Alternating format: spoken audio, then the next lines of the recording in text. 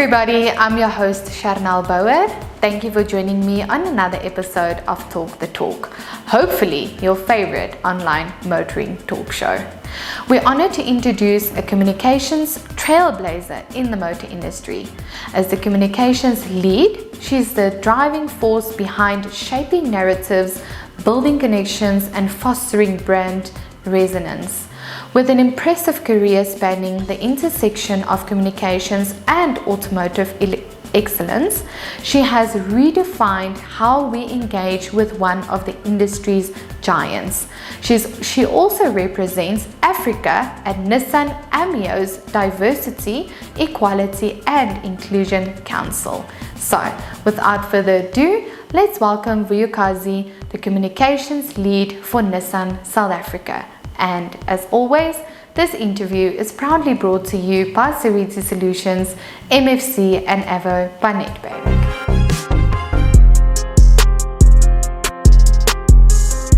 Hi Vuyokazi. Hello. Welcome. Thank you so much for being here. Thank you for having us, inviting us to be part of this great platform which really celebrates our women. It's a pleasure. It's a pleasure. You bring such a vibrant energy. I love it. Thank you. Truly appreciate. It's a passion. Yes. It's a passion. Vuyokazi, tell our viewers more about your journey in the motor industry. So I like to always say that I am a product of the motoring industry. Okay. Having grown up in East London, my father worked at one of the automotive manufacturers, and through that he was able to put my sisters and myself through school because of the sector. So this is a family tradition thing. It's in the family. It runs in the family. It runs in the family. But what I also, and I think that's part of why I'm so passionate about this sector, is because I understand the impact. I understand its ability to touch people's lives, to transform society, but critically, to represent what Africa can do and how it can contribute to the world. So my journey in the auto sector started, I like to say, when I was knee high. Okay. And how many years has it been now that you've been I had the privilege of joining the Nissan team in 2016. So it has been 7 years of being part of this global giant. During this time, I've had the great support of our leaders in being able to represent the organization. We understand the role that communications plays in driving productivity, in fostering, as you said, relations with stakeholders. And so during this time, I've had the privilege of, looking after employee communications, working with external stakeholders, but critically making sure that we fly the Nissan flag higher, not just here in South Africa, but across the continent as well as globally. Wow, okay. And what is your opinion about our women empowerment initiatives, which is powered by MFC, Seriti Solutions and Avo by Nedbank? I think it's a great one. We know that for equality in any sector, it starts with dialogue. It starts with us being intentional in terms of where we're going. The South African, and I guess the world's automotive industry is one which was previously dominated by men. However, the understanding that for any sector, ours is not immune. We have female customers, we have women employees, and therefore it's very important that to drive that inclusive ecosystem, it is important that we have platforms such as yours. Yes. We have platforms that are committed to ensuring that we are breaking the bias through having conversations that empower, that inform. So I absolutely salute it. Thank you. You did indicate that I also sit on the Regional Diversity, Equity, Equality and Inclusion Council. And this is a council that is committed exactly to what you're doing as well.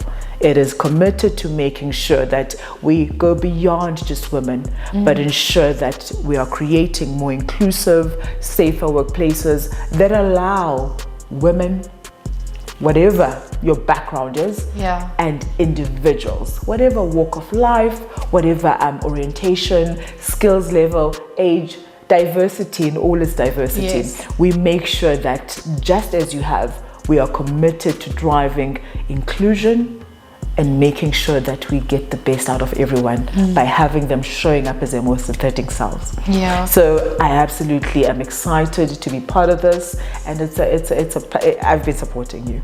I've been rooting for you in the background. Thank you. Absolutely honored to be here. Thank you. Yes, we need to get the word out there that doesn't matter where you come from, your background, your history, everybody can have the equal opportunity to grow and learn and become better versions of themselves, and to just thrive in whatever talents or skill sets they have.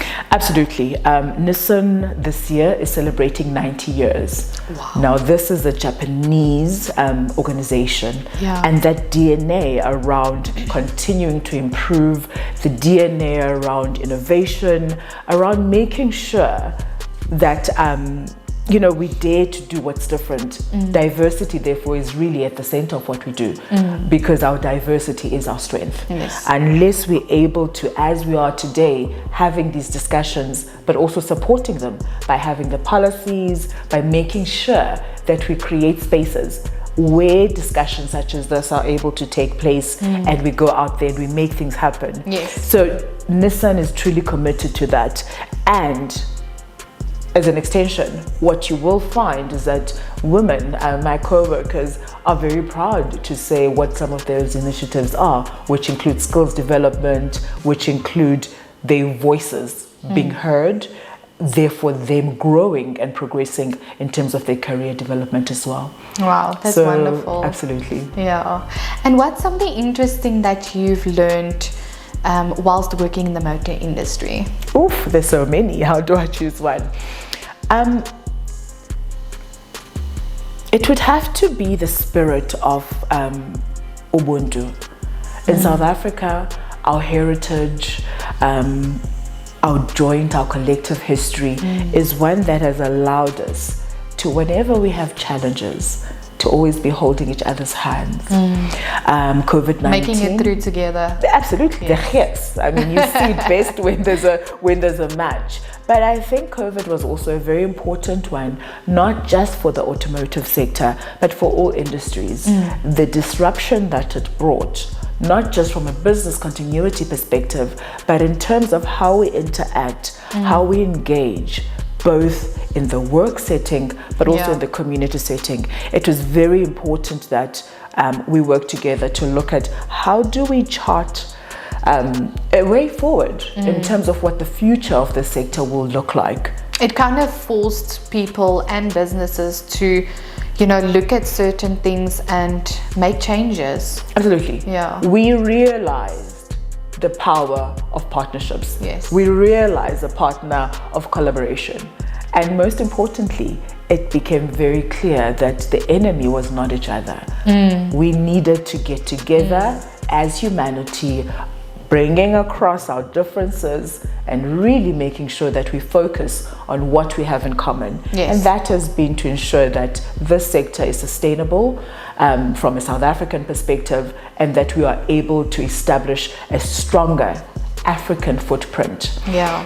Because let's be honest, Africa is the last frontier of automotive growth. What that means is that each of us in the sector today play a very important role in shaping what future generations will walk into. Yes, the discussions we are having today of shaping what will in future be referenced as the drive for equality, the drive for inclusion of women and others. Because if we are to be truly equal and inclusive, it's important that we understand the lessons and the richness that can be brought from others, wherever they come from, whatever, race and so on. Yeah. So one thing I have certainly learned is that to build a vehicle, it's not one hand, but it is the many hands followed by the hearts, and the commitment to say that, what, we want to build the best Navara. We want to build the best, the best that Nissan can have, so that we satisfy our customers. And for me, it has been the power of togetherness. And And it's something that comes through all the time, where when you are driving a particular car, currently I'm driving the Qashqai, and I get people stopping me to say, yay, open up there, what is this? I haven't seen it. and some people even ask, can I sit in the passenger seat? But what I have seen is exactly that. That not only is it happening at our Roslyn plant where we work together, but the community. There is an appreciation for the products that we put out there. More so when you then tell them, that I work in the auto sector. They're like, really? A woman? What do you do there? You They're surprised. They're surprised. And I think it's also because perhaps we have not done a very big job in part of telling the different industries, the different skill sets that are required in this sector. Yeah, because a lot of people think it's, just revolving around building cars or brick and mortar, selling the cars, and it's not only that. There is unlimited positions and options that you can look at working in the motor industry. Absolutely, and you're doing one as well. We cannot, whilst you may not be at the factory, at the plant, or seated at our campus, you are also part of that value chain. Because we have to be quite conscious that the information that we put there, it is what creates a positive perception. At Nissan, we're all for sustainability. We're doing it we're doing it today, but we want to make sure that our children, great-grandchildren, and those who come after us are inheriting organizations, a sector that is strong, that is competitive when looked at globally. This is something very important, because being the last frontier of automotive growth, it means that we have great potential as Africa to be a trading bloc. Now, how will we achieve that?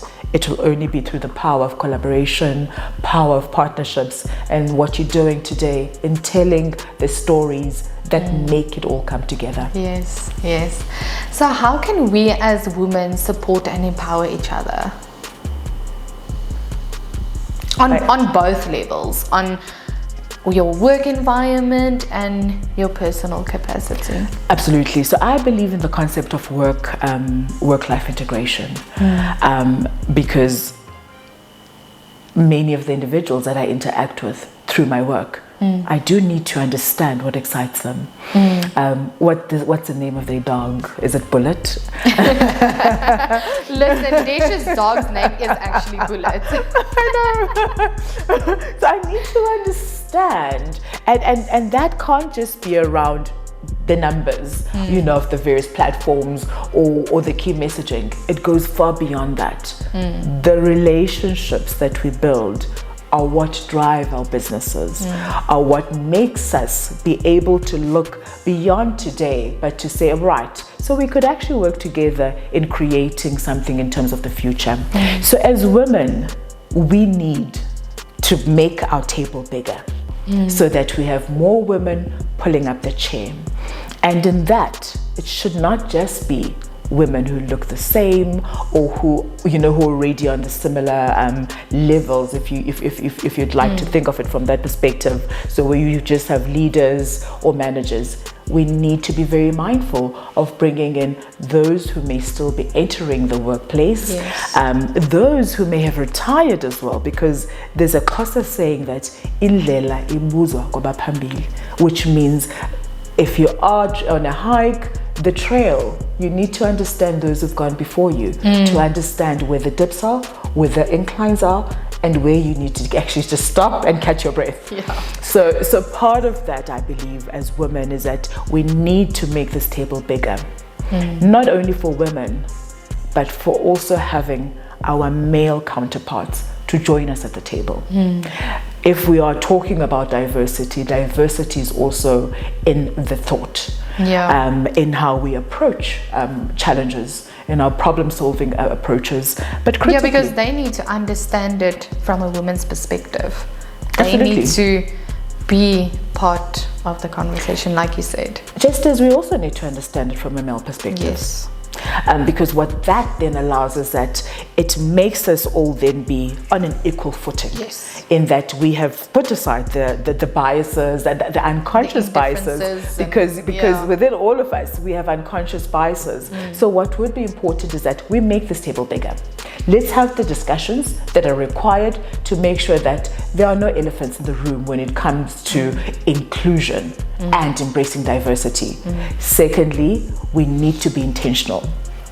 At a regional level, in terms of Nissan, we have the diversity, equality and inclusion chairperson. Her name is Frederica. Now, she is a great champion of making sure that diversity and inclusion is a strong pillar of the business, that it is a strategic imperative, because unless you fully understand everyone who makes up your organization, internally and externally, unless you're able to understand what the needs of a soccer mom are, and therefore what her product, what car she would prefer, whether she prefers a Navara or an X-Trail, you need to understand her life. You need to understand what it is that she likes.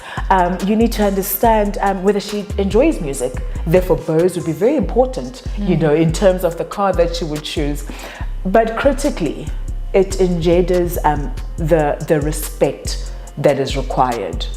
As women, I do believe that through leading with heart and the spirit of Ubuntu, we will be able to have the discussions that are required to get to the point of having policies where we also have, yes, ourselves, the champions for inclusion and equality, but also sponsors who support, who drive that equality and inclusion. Not only at Nissan, but across this industry. Yes. Wow, this is such powerful, life-changing, motivational words from such a powerful woman. You are so vibrant, you're so energetic, you're so, you know, knowledgeable. Really, I really enjoyed. Thank you. You're touching on something, the knowledgeable. At that table as well, that we would make bigger, you know, make that circle bigger. Part of what we want to do is to share the knowledge, because knowledge is power. Yes. And if you are feeling empowered, you will therefore have the confidence as a woman to walk into any meeting, any platform. It all integrates into each other. And be able to stand tall and to truly represent your diverse, your different views in any, you know, in any business setting. So knowledge is important, but critically, it's doing what you're doing. It's sharing the platforms, it's celebrating each other and really saying, look, there's a lot I can learn from you. How do you do it? So not being afraid to shine the light on each other. And most importantly, let's hold hands. Let's hold those proverbial hands as we walk through this, and as we make sure that through our efforts today, we are creating for future sustainable business in the sector, but that we are also making today's workplace one way we can show up as our most vibrant, as our most authentic selves, understanding that there is the manifesto, there is a promise for you to show up as yourself. Yeah, there's space for everyone. Absolutely. Absolutely. So all we have to do is shine. Yes. Let your light shine. Vuyo, thank you so much for coming. I really enjoyed this session with you, and I really hope that the viewers and the listeners out there have also gained some motivation and inspiration from this as well. So thank you so much for being here. Thank you. Continue doing what you're doing. We're supporting you. Know that the sector, as you said, there's enough shine light for everyone. For everyone, yes. The work you're doing is very important in making sure that we are driving that information. But critically, I hope your viewers also share feedback. Because they do. There's a lot of comments and likes and shares everywhere, and that is what we want. We want them to reach everyone. Absolutely. Yeah. Internationally. Dude, girl. We will not give up. We are taking over the world, from Africa to the world. Yes. So thank you once again for having me, and thank you for joining us today. It's a pleasure. Ladies, Resilience transforms adversity into advantage. Embrace setbacks as setups for your comeback. With unwavering strength, you'll conquer challenges and emerge stronger. On that note, I would like to remind you that the question should never be, who's going to let me? It should always be, who's going to stop me?